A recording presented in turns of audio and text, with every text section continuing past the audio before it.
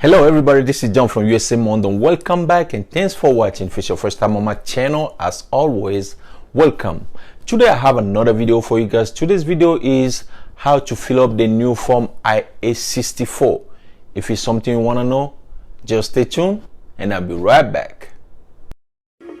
USA Monde. As you all know or may not know, Form I-864 was updated March 6, 2018 and will expire March 31st, 2020. So in this video, I'm going to show you how to fill up this form from part 1 to part 3. Reason why I'm doing this because I want you guys to really understand and learn how to fill up this form properly. If you're ready, let's go in front of my computer so I can show you exactly how to fill up this form. How to fill up form I-864 part 1.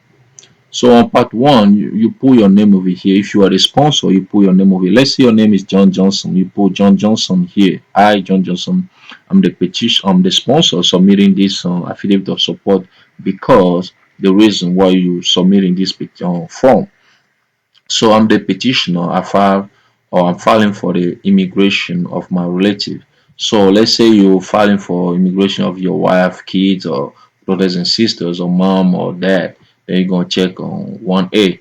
On 1B, I file an alien worker petition on behalf of the intended immigrant who is related to me as so let's say somebody a company or petition for somebody who will come and work in that company. Okay, then you are a sponsor of that intended immigrant who is called alien worker basically because that person will come and work for that company here in the United States of America. Then you're gonna provide your relationship with that person. If the person is your uncle, aunt, or whatever, you're gonna put it here. And then on 1C, I have an ownership interest of at least 5% in that company. Let's say the company is called Orange LLC or Orange Inc. whatever.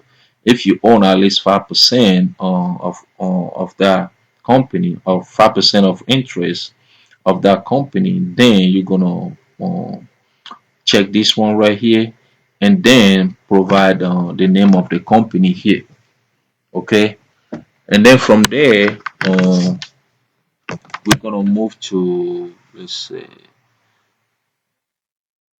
and then you provide the name of the company over here, which file an alien worker petition on behalf of the intended immigrant who is related to me as. If the person is your aunt, uncle, or nephew, you put the relationship with that person down here. Okay, uh, and then on 1D,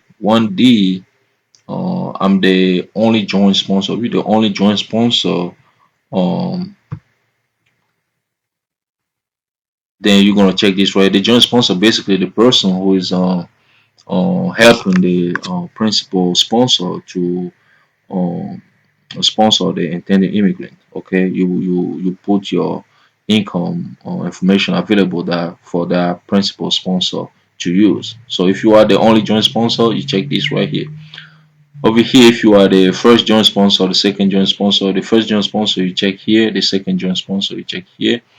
And then on 1F, is let's say the petitioner, the principal petitioner die, and you have to replace that petitioner. Then you're gonna provide your information um uh, over here. And then you check this one right here, and then I'm the intended immigrant. Maybe if you are the father of that intended immigrant, or the mother, or the brother, you put it right here. Okay, and then from here we're gonna move to part 2.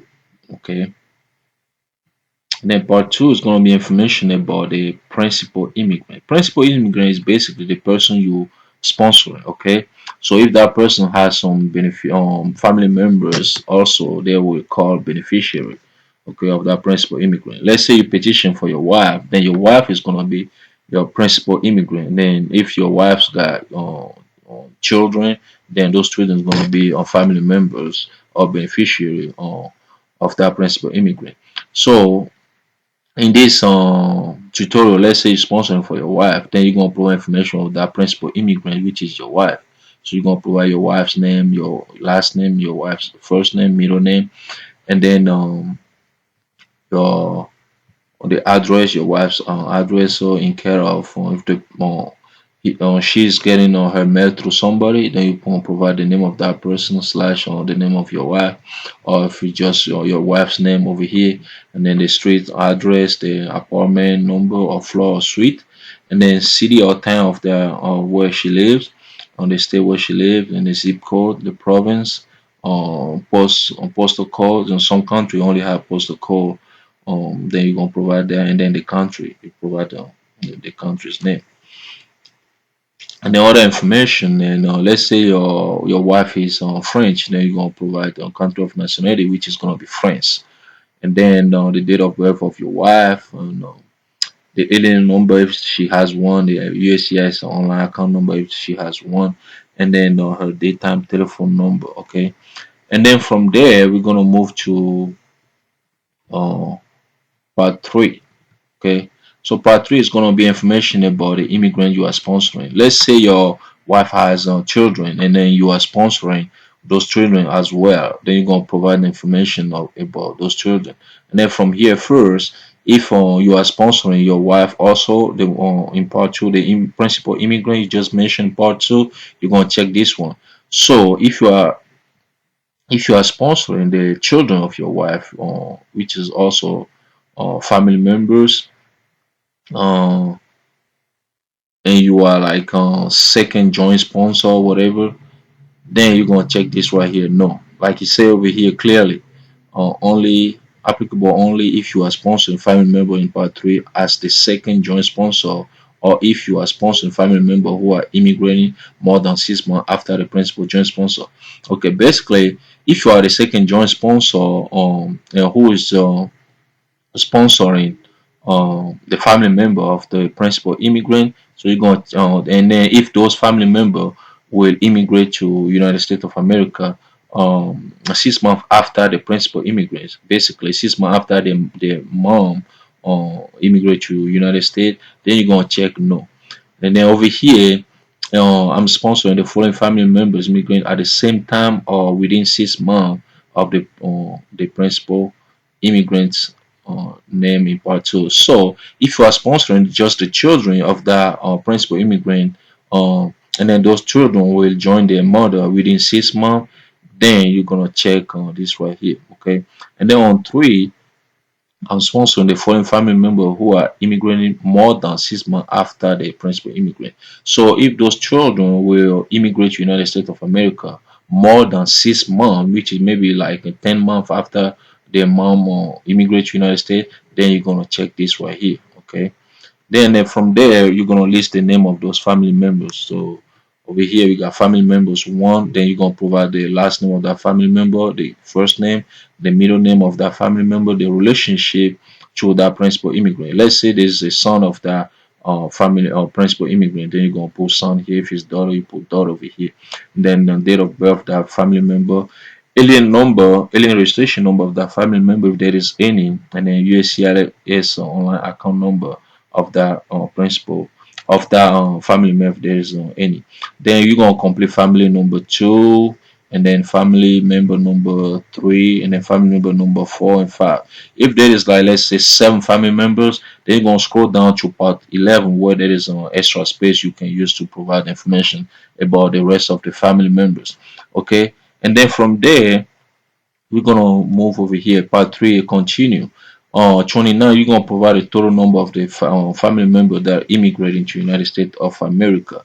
You see, like over here, enter the total number of immigrants who are sponsoring on this affidavit of support. Okay, if there is somebody, a family member who are not sponsoring on this form, who are on different separate visa petition, you don't have to include that person here. Okay, and then so any immigrant list in part three from one to three, or any immigrant list for this question in part 11. So you're gonna provide the total number of those immigrants here. Okay.